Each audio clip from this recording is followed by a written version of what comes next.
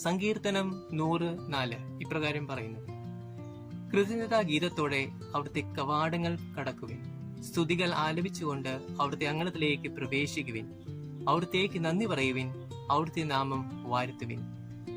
ഈശോ മിശിഹായിൽ സ്നേഹമുള്ളവരെ, നമ്മൾ പലവരും ജോലി ചെയ്യുന്നവരാകാം, അല്ലെങ്കിൽ നമ്മുടെ പഠനം പൂർത്തിയാക്കി നമ്മൾ ജോലി അന്വേഷിക്കുന്നവരാകാം. ഒരു കമ്പനിയിൽ അവർക്ക് ഒരു ബേസിക് റിക്വയർമെന്റ് ഉണ്ട്, അല്ലേ? അവരുടെ ഒരു പൊസിഷൻസിന് ഒരു ബേസിക് റിക്വയർമെന്റ് ഉണ്ട്. സപ്പോസ് ഒരു IT കമ്പനിയിൽ ഒരു സോഫ്റ്റ്വെയർ ഡെവലപ്പറിന്റെ പൊസിഷൻ ആണെങ്കിൽ അവർ ബേസിക് ഒരു വ്യക്തിക്ക് ഒരു IT അല്ലെങ്കിൽ കമ്പ്യൂട്ടർ എഞ്ചിനീയറിംഗ് ഡിഗ്രിയിലും ആവശ്യമുണ്ട്.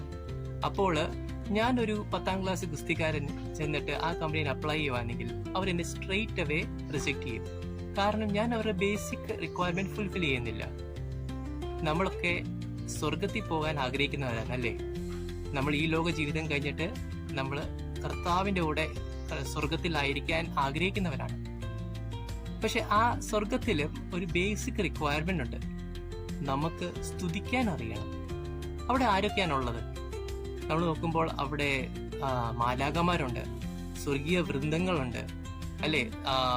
ക്രോവേന്മാര്, ശ്രാപ്പേന്മാര്, വിശുദ്ധന്മാര്, പരിശുദ്ധ അമ്മ, ഇവരൊക്കെ എന്താണ് ചെയ്യുന്നത്? അവിടെ കർത്താവിനെ അവര് എല്ലായ്പ്പോഴും സ്തുതിച്ചുകൊണ്ടും ആരാധിച്ചുകൊണ്ടാണ് ഇരിക്കുന്നത്.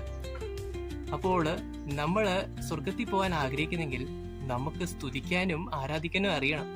നമ്മള് അവിടെ ചെന്നിട്ട് നമുക്ക് തുടങ്ങാൻ പറ്റില്ല.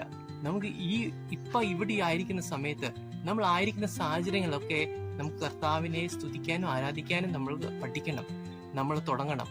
എന്നാലും നമുക്ക് അവിടെ ആ ഒരു സ്വർഗീയ അവസ്ഥയിൽ നമുക്ക് ഒരു പ്രവേശനം കിട്ടും. നമുക്ക് സ്തുതിക്കാനും ആരാധിക്കാനും നമുക്ക് എല്ലായ്പ്പോഴും മടുപ്പില്ലാതെ നമുക്ക് ആരാധിക്കാനും പറ്റും.